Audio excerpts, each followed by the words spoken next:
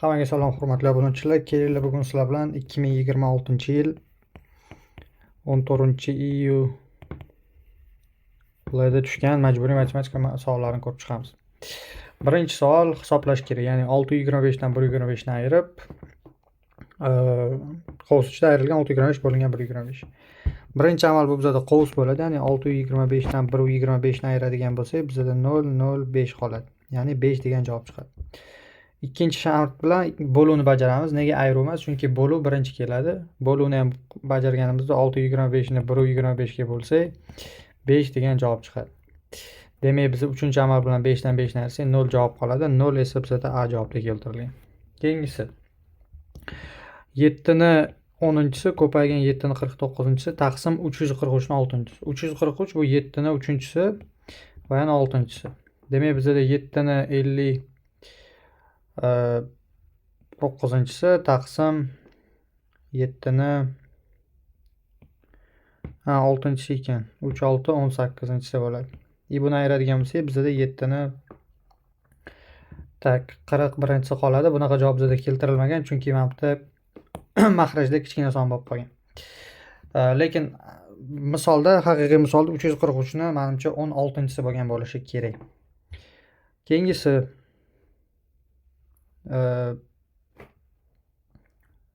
hozir ko'rib chiqaylik. 59.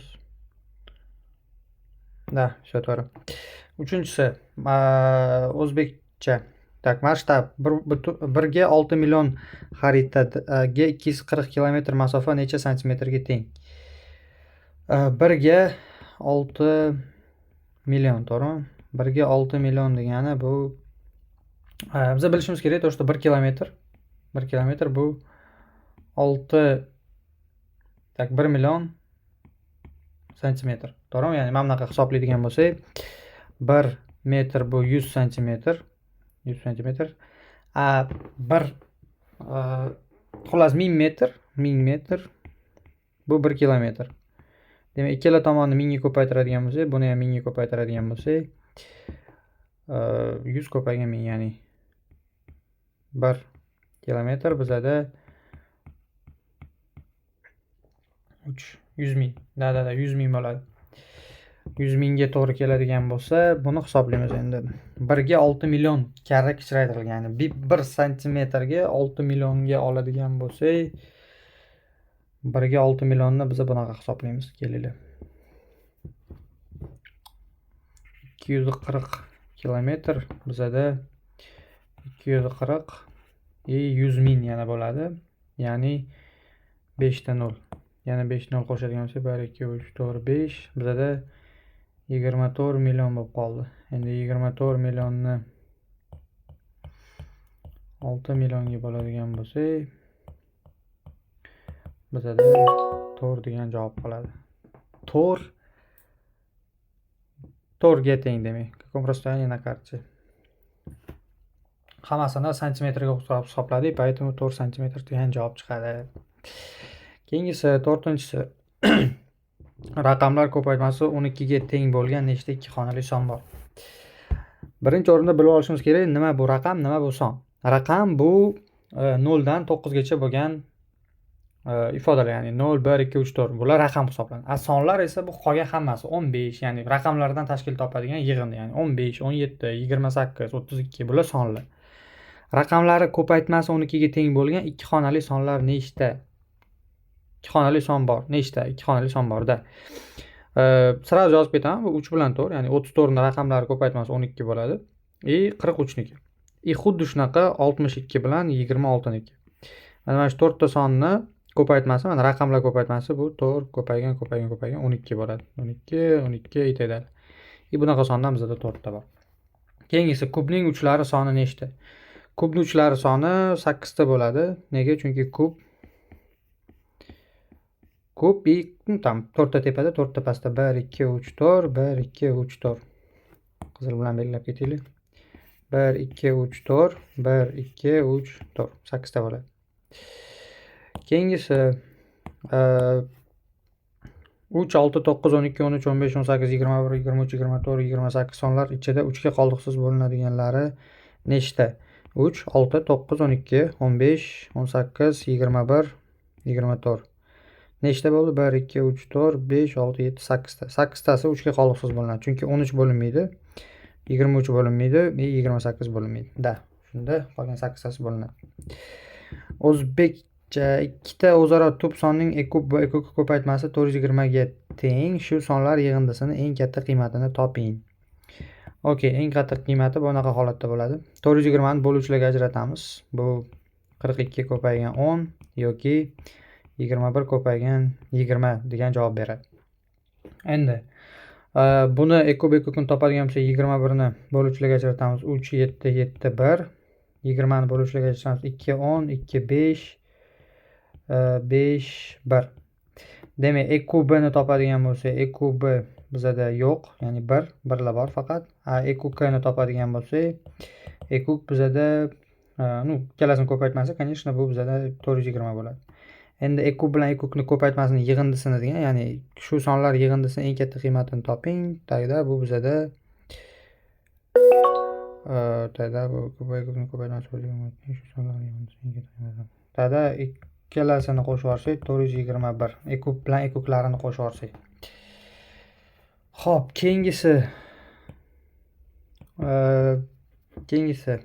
8. 246 yulduzcha 013579 soni 3 ga bo'linishi uchun yulduzcha o'rniga qanday raqam qo'yish kerak? Hop, 3 ga 9 ga bo'linish qoidasi bor. Raqamlar, ya'ni raqamlar ketma-ketligining yig'indisi o'sha songa bo'linsa, demak bu son ham 3 ga yoki 9 ga bo'linadi. Hozir 3 ga degan, demak bo'lib ko'ramiz. 2 plus 4 plus 6 plus yulduzcha plus 0 plus 1 plus 3 plus 5 plus 9 bularning yig'indisini topamiz. 6, 12, 13, 16, 21, 30. 30 bo'ldi. 3 ga bo'linishi uchun 33 ga bo'linadi o'zi. Undan keyingi son eng kichkinasi 33 bo'lishi kerak yoki 36. Bizga berilgan variantlardan faqat 6 ni ola olamiz. 0 ni ham olsak bo'ladi. Kстати, 0 qo'shsak ham bo'ladi. Yulduzcha o'rniga 0 qo'ysak ham bo'ladi. Va yulduzcha o'rniga 6 ni ham qo'ysak bo'ladi. To'g'ri hisobladik, to'g'rimi? 6, 12 son qolib ketmadimi? Uzr. Mana 7 qolib ketibdi. Plus 7 bo'ladi. Shunda 6, 12, 13, 16, 16, 21, 37. 37 bo'ldi. Endi nechi qo'shsam, keyingi son 3 ga bo'linadi. Bu 6 ni qo'shsam, ya'ni 37 ga 6 nechi bo'ladi bizada? 43. 43 3 ga bo'linmaydi. 6 bizada to'g'ri kelmaydi. 8 ni qo'shsam, 37 ga 8 bu 45. 45 3 ga bo'linadi-da, 8 to'g'ri keladi. B javobni olsa bo'ladi. 0 qo'ya olmayman, 9 qo'ya olmayman, chunki keyingisi 9 ga bo'linmay qoladi. 3 ga bo'linmay qoladi. Faqat 8 qoldi. Keyingi misol x plus y 2, x plus 3y 6 va 2x plus ky ni toping degan. K ni qiymatini toping degan. Okey. Kelinglar bunaqa yozamiz. X plus y 2 bo'ladigan bo'lsa, pastda yozamiz. X plus y plus 2y barobar 6 ga. Bizada x plus y 2 bo'lganligi sababli, ya'ni mana bu narsa bu yoqqa qo'yiladiganligi sababli biz bunaqa yoza olamiz. 2 plus 2y barobar 6 ga, demak y barobar 2y barobar 4 ga, y barobar 2 ga. Y ni topdim, endi bu yoqqa olib kelib qo'ysam bo'ladi. 2x plus k ko'paygan 2 barobar 8 ga. Bu yerdan 2x plus 2k ni 8 ga tenglab oladigan bo'lsa, x plus k 2 ni olib chiqib ketamiz 8 ga va x plus k bizada 4 ga teng bo'ladi. Bu yerda y ni topganimdan keyin x ni topsam bo'ladi. Y ni o'rniga olib kelib qo'yib, x 0 ga tengligi kelib chiqadi. Demak, k bizada 4 ga teng bo'lib qoladi. K 4 ga teng degani bu C javobda keltirilgan. 5 keyingi misol 5,6 sonini necha foizga kamaytirsak 4 soni hosil bo'ladi. Xo'p, 5,6 100% bo'ladigan bo'lsa, 4 2 x foiz deb topiladi. Foiz bu proporsiya orqali topiladi. Demak, x ko'paygan 5,6 barobar 100 ko'paygan 4,2. Bu yerda x ni topadigan bo'lsa, 100 ko'paygan 4,2 taqsim 5,6 bo'lib qoladi. Buni hisoblaymiz. Shunda 100 ko'paygan 42 taqsim 56 yoza olamiz. qisqartiramiz. 56 bilan 42 ni 7 ga qisqartirsak bo'ladi. Bu yoqda 8, bu yoqda 6 qoladi. Yana qisqartiramiz ikkalasini. Kelinglar 2 ga, bu yoqda 4, bu yoqda 3 qoladi. Buni qisqartirsa 25, 23 ko'paytirsa 75. 75 bo'ladigan bo'lsa, bu hisoblangan foizi 25% bo'lib qoladi. Ya'ni 4 bu 25% bo'lgan bo'ladi. To'g'ri hisoblagan bo'lsak, 100 ko'paygan 42 56, 8 6, 7 ga qisqartirganimizda, keyin 2 ga qisqartirdik 3 4, 25 23 75 da. To'g'ri. 25% demak, to есть 25% ga kamaydi. 25% ga kamaytirdik da savol bo'yicha. Keyingisi 34 25 va 564 sonlari ayirmasi hamda 35 45 va 674 sonlari ayirmasi farqi qancha? Okey. Bunaqa so'rashyapti. 34 25 dan ayiramiz 564 ni nechi chiqadi? Ayiramiz 4 6 5. Tak 1, to'g'rimi? 12 dan 6 6, 13 dan 5, bu 8 2. 2861 dan biz endi ayiramiz. Bu birinchi amal, ikkinchi amal. Endi bu ikkalasini ayirmasini so'rashyapti. 35 45 ayrilgan 674. 1 14 dan 7 7, 14 dan 6 8 2. Endi 28 61 71 dan ayiramiz 28 61 ni. Bu yerda 10 qoladi. 10 bu bizda to'g'ri javob va bu javob D javobda keltirilgan. Keyingisi 12-si. Soddalashtiring. Soddalashtirish. Okey, bu yerda qaranglar. Har bittasini fontanchik usuli bilan, ya'ni fontan usuli bilan ko'paytirib chiqishimiz kerak. Ishorasiga ehtiyot bo'lgan holatda. Ya'ni buni ko'paytiradigan bo'lsak qaranglar. Mana bu yozaylik. AB minus AC bo'ladi. Keyingisi minus BA plus BC bo'ladi. Keyingisi, chegara qo'yib qo'yaylik. Keyingisi mayli pastdan yozamiz. Keyingisini minus CA plus CB bo'ladi. Endi bir xil ifodalarni qidiramiz. AB minus AB 0 bo'ladi. AC minus 2AC bo'ladi. Plus BC plus 2BC bo'ladi. Buni hisobladik, buni hisobladik. Demak javobimiz 2BC minus 2AC degan javob bo'ladi. Joyini o'zgartirib yozsak bo'ladi. Mana shu narsa bizda javob. Demak javobimiz bizda 2BC minus 2AC da. Mana D javobga keltirilgan. Keyingisi koordinatalari A5 va B-5 bo'lgan nuqtalar orasidagi masofani toping. Bu masofa qancha? Kelayapti koordinata chizaylik. Koordinata chizamiz.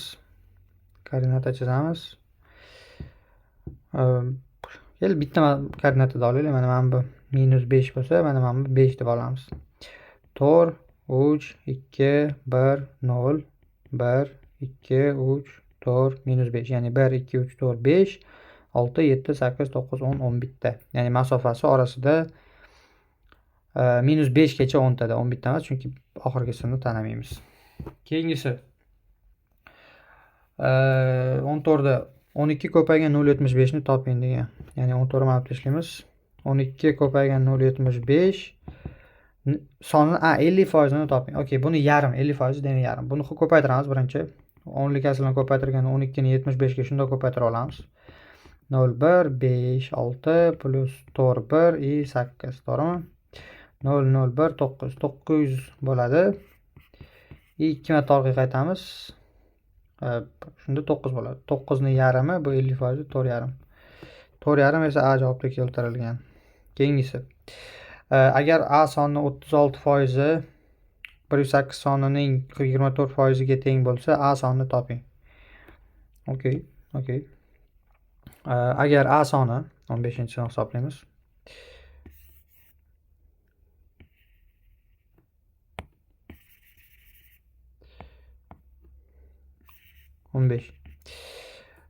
Agar A sonining 36%, A sonini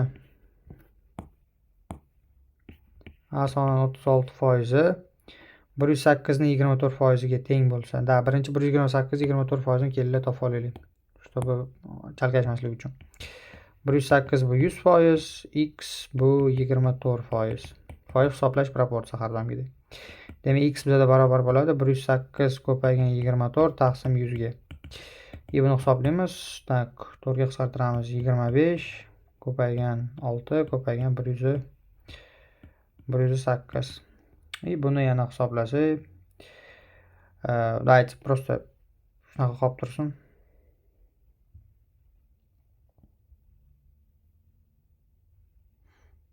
Shunaqa qolib tursin, mayli. Shunda bu bizning javobimiz 24% ga teng bo'ladi. Bu 24% ga teng bo'ladigan bo'lsa, biz endi A sonini topishimiz kerak. A sonini 100% ni bilmaymiz.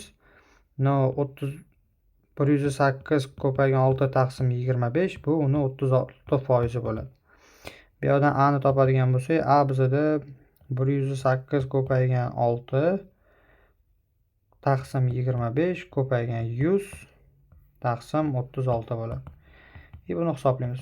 4 24 demak 108 ko'paygan 24 taqsim 36. Buni hisoblaydigan bo'lsak 6 ga qisqaradi hammasi. 6 ga qisqaradi. 108 ko'paygan 4 taqsim 6. Endi 2 ga qisqartirib oladigan bo'lsak, 12 ga qisqartirgandek bo'lamiz. Shunda bizada 108 ko'paygan 2 taqsim 3 qoladi. 108 ni 3 ga qisqartirsak bo'ladi. Bu bizada 36 ko'paygan 2 yoki 72 ga teng bo'ladi. Demak, javobimiz 72. Bu B javobda keltirilgan. Ozgina cho'zilib ketdi, no podrobno yozdik. Hammasi to'liq yozildi. Keyingisi 16-misolda. 16-misolda umumiy maxraj berish kerak. Qaranglar, mana bu maxrajlari bir xil, lekin ishorasi har xil, to'g'rimi? Demak, bu yoqqa o'sha 3 plus ildiz osti 7 beramiz, bu yoqqa esa 3 minus ildiz osti 7 beramiz. Nimaga? Chunki bu formulaga keladi, ya'ni a kvadrat minus b kvadrat. Irratsionallikdan qutqaramiz buni o'zi. Qutqarganimizda nima bo'ladi? 3 plus ildiz osti 7 ni kvadrati 2 marta ko'payadi.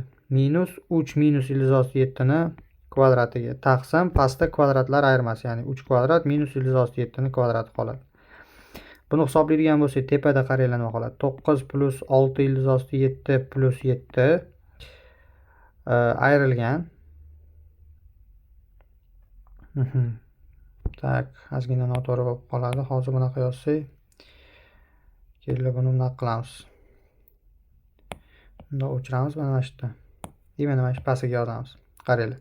9 plus 6 ildiz osti 7 plus 7 ayrilgan 9 plus 6 ildiz osti 7 ayrilgan 7. Minus 9 plus 9 ketadi, minus 9 plus 7 ketadi. Taqsim, qisqacha maxraj bor, bu 9 minus 7 degan. Buni hisoblaydigan bo'lsak, bizda 12 ildiz osti 7 taqsim 2 qoladi yoki bu 6 ildiz osti 7 degan. 6 ildiz ostida 7 bu bizda mana B javobda keltirilgan. Keyingisi 17-si.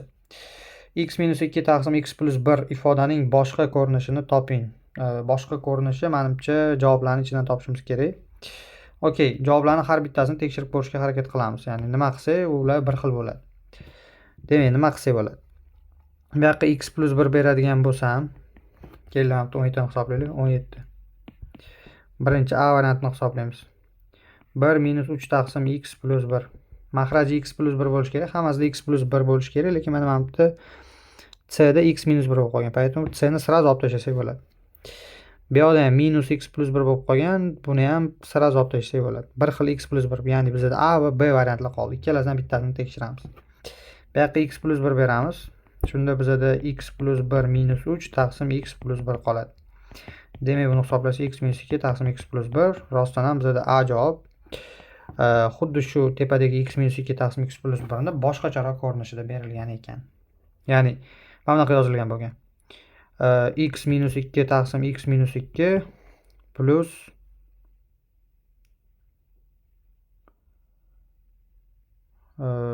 yo'q, minus 3 taqsim x plus 1. Mana bu x minus 2 niga x minus 2 yozib qo'ydik? To'xtaylik. Mana bunaqa ko'rinishda yozilgan bo'lgan. 1 ni o'rniga yozmoqchi bo'lsak, mana bunaqa yozamiz. X plus 1 taqsim x plus 1 minus 3 taqsim x plus 1. Mana shunaqa holatda yozilgan bo'lgan. Keyin bu narsa 1 bo'lib ketgan, aytadi. Okey, 17 tasini topdik. Keyingisi 2 sonning yig'indisi 320 ga, ularning nisbati esa 39 ga teng. Shu sonlarning ayirmasini toping. Hop. 18-si 2 sonning yig'indisi degani bu biz bilmaymiz qanaqa son. Поэтому x plus y barobar 320. va ularning nisbat bu har doim bo'luv, bu 39 ga teng. Shu sonlarning ayirmasini toping. X minus y ni topish kerak. Izleysin. Oson yo'li bor. Y ni bu yoqqa ko'paytirib o'tkazamiz. X barobar 39y bo'ladi va xuddi shu narsani olib, mana bu yerga x o'rniga olib kelib qo'yamiz. Bu nima degani? X bu 39y bo'ladigan bo'lsa, 39y plus y barobar 320 yozsam bo'ladi. To'g'rimi? Chunki bu yoqda hech qanaqa boshqacha xatolik ketmadi. X rostdan bu narsaga teng. 40y bizada 320 ga teng, y esa bizada 8 ga teng. Y 8 ga teng bo'ladigan bo'lsa, bu yoqda x bizada barobar bo'ladi 39 ko'paygan 8 ga. Yoki mana bundan 312 ligini topsak bo'ladi. Nimaga? Chunki x plus y 320 bo'lsa, bu yoqda 8 bo'ladigan bo'lsa, bu 312 bo'lishi majbur. Ularning ayirmasi 312 minus 8 yoki bu 304 degan javob beradi. 304 esa B javobda keltirilgan. Keyingisi rasmda berilgan ma'lumotlardan foydalanib bo'yalgan soha yuzini toping. Uzr, rasm ko'rsatilmagan. Hozir oxirrog'ida rasm bilan tashlab beramiz. Yoki to'xtab turinglar, bitta rasmni topib olamiz hozir. Rasmda ko'rsatilgan. Okey, rasmni topish kerak. Hozir rasm yo'q yonimizda, поэтому topamiz uni. 19 под вопросом пока. 20. Yo'lovchi o'zgarmas tezlik bilan 3 soat davomida 7,5 km masofani bosib o'tdi. Agar u ushbu tezlikni o'zgartirmasdan harakatlanishda davom etsa, 4 soatda necha kilometr yo'l yuradi? Okey, bizda formula bor. S barobar V ko'paygan T. Bu asosiy formula. Demak, bu yerda yo'lovchi, qaranglar nima aytgan. O'zgarmas tezlik bilan 3 soat davomida 7,5 km masofani bosib o'tdi. Demak, u S bu masofa 7,5 km bosib o'tgan. O'zgarmas tezligi bu V va 3 soat yurgan. Demak, bu yerdan V ni proporsiya qilib topadigan bo'lsa, 7,5 taqsim 3 bo'ladi. Yoki 2,5 km soatda harakatlangan. Agar 4 soat yursa nima bo'lardi desa, qancha yurardi? S bu 4 ko'paygan 2,5. Ya'ni tezligi o'zgartirmasa. Bu bizada 10 km h yurib qo'ygan bo'lardi. 10 km bu, h debman, uzr. 10 km yurgan bo'lardi. Biz masofani topamiz-ku. 10 km masofani bosib o'tgan bo'lardi. 21. Hisoblang degan. Okey. Kelib hisoblaymiz. Birinchi nima qolamiz? Tak, Onsoro yo'lini ko'rdim. Ya'ni 125 ni 8 ga ko'paytirsak, bu 1000 bo'ladi. 125 ko'paygan 8 bu 1000. Bekorga bunaqa misol berilmagan. Demak, 1000 ni ko'paytiramiz 1/1 ga, ko'paytiramiz 0,03 ga. Buni hisoblaymiz. 1 ko'paygan bu yoqda bitta ketsa, 100 ko'paygan 11 qoladi. 0,03 ga yana ikkita 0 ketadigan bo'lsa, mana bu yerda 1 ko'paygan 11 ko'paygan 3 qoladi. Bu 33 degan javob beradi. 33 bu bizada B javob. Bu sizlarda vaqtinglarni ketkazish uchun shunaqa misol berilgan. Agar sizlar 125 ni 8 ga ko'paytirish 1000 ligini bilganingizda, to есть tezroq ishlashni yo'li chiqib keladi. Keyingisi, uzunligi 4 km bo'lgan simni necha foizga kamaytirsak, uning uzunligi 3,2 kilometrga teng bo'ladi. Xo'p, bu foiz, buni hisoblashni o'zi bilamiz. 4 bu 100%, 3,2 bu necha foiz? X foiz. To'g'rimi? X barobar 100 ko'paygan 3,2 taqsim 4 bo'ladi. Yoki bunaqa 10 ko'paygan 32 taqsim 4 bo'ladi. Qisqartirsak 8 yoki 80 qoladi. 80% bu 3,2 bo'ladigan bo'lsa, uni 20% ga biza kelinglar joy ekonom qilaylik ozgina, hozir yetmay qoladi. Biza demak uni 20% ga qisqartirdik, kamaytirdik, to есть 20% bu B javobdir. Keyingisi, Aziza 17, 39 va 244 sonlari qo'shish kerak edi, lekin bu sonlarni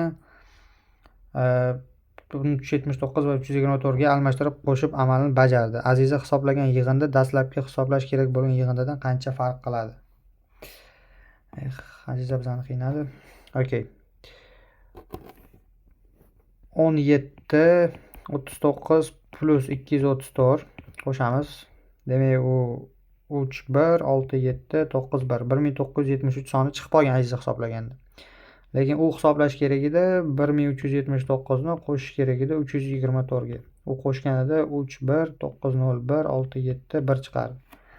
Endi farqni topamiz. 1973 dan ayiramiz 1763 ni. Shunda 0 1 2 210 taga adashgan Aziza. To есть hisoblagan sonlari 210 taga farq qiladi. Tak, ko'rmayapman. Qaranglar, 2 marta 210. da to'xtanglar, cho'ta xato qilsam. Mana bu 0. Voy, uzr, mana bu 0. 0, shunda 7 bo'ladi. 270 taga ko'p hisoblardi aziza. 270 ta savol to'g'ri tushunib olaylik. Bo'lish kerak edi, lekin bu sonlarni bajardi. Aziza hisoblagan yig'inda dastlabki hisoblangan kerak bo'lgan yig'indan qancha farq qiladi? 270 taga ortiqda A javob bo'ladi. Keyingisi, mana 0 ekan, uzr 6 ko'rib olibman. 24-si 3 ta qizil va 2 ta oq atirgul bor. Har bir rangdan aynan bittadan tanlab guldastani necha xil usulda tuzish mumkin? Keling, buni qilamiz. 3 ta oq atirgul bor. To'g'rimi? Ayo. 2 ta oq atirgul bor ekan. 3 ta qizili bor. Vizualni ko'raylik, 3 ta qizili bor. Bizdan nima so'radi? Har bir rangdan aynan bittadan tanlab guldastani necha xil usulda tuzish mumkin? Har bittasidan bittadan bu 2, 3 yoki 6 xil usulda tuzish mumkin. Chunki 3 ta qizil atirgul bor. Bittadan tanlaganda 2 ta oq atirgul bor. Har bir rangdan aynan bittadan tanlasangiz, to есть oq qizil, to'g'rimi? Oq qizil, oq. To есть oq qizil, 3tasiga, bu ham yana bitta 3tasiga. 6 ta usulda tanlash mumkin. Bittadan har bitta guldasta 2 talik gul bo'ladi, xullas. Bo'ldi. Tak, bizda bitta 19 qolib ketdi. 19 ni rasmi berilmagan. Kelaylik, bitta rasmini topishga harakat qilaylik. Ma'lumotlardan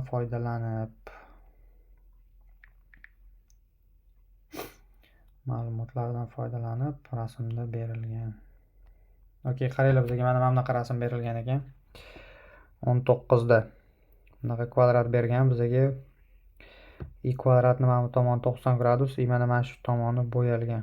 Mana shu ichi bo'yalgan. Shu bo'yalgan yuzani topishimiz kerak. Agar bu B bo'lsa, mana bu tomoni A bo'lsa, mana bu tomoni to'liq C bo'lsa, yuzasini topish uchun nima qilamiz? Ya'ni bu ma'lumotlar 90 berilgan.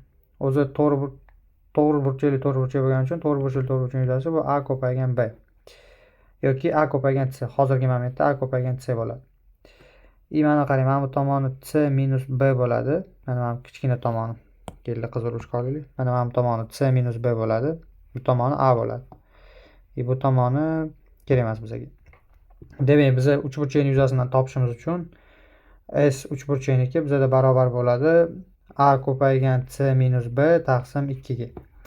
Endi kattasidan S dan S uchburchagini ayiradigan bo'lsak, to'xtang. S uchburchagini ayiradigan bo'lsak, mana bu tomon kelib chiqadi, lekin bizga bo'yalgan sohaning yuzasi kerak. Bo'yalgan sohaning yuzasini biz topdik. Mana A ko'paygan C minus B taqsim 2. A ko'paygan C minus B taqsim 2 mana A javobda, C javobda keltirilgan. Ya'ni mana bu holatda keltirilgan. A ko'paygan C minus B taqsim 2 degani bu mana bunaqa kasr 2 degan. Demak, bu ham ishladi, mana C javobda keltirilgan ekan. Shu bilan 14-iyulda tushgan barcha savollarga yechim qildik. Agar sizlarda qanaqadir savollar bo'lsa, bizga bemalol Telegram orqali bersanglar bo'ladi. Har bitta savolingizga javob berishga harakat qilamiz. E'tiboringiz uchun rahmat.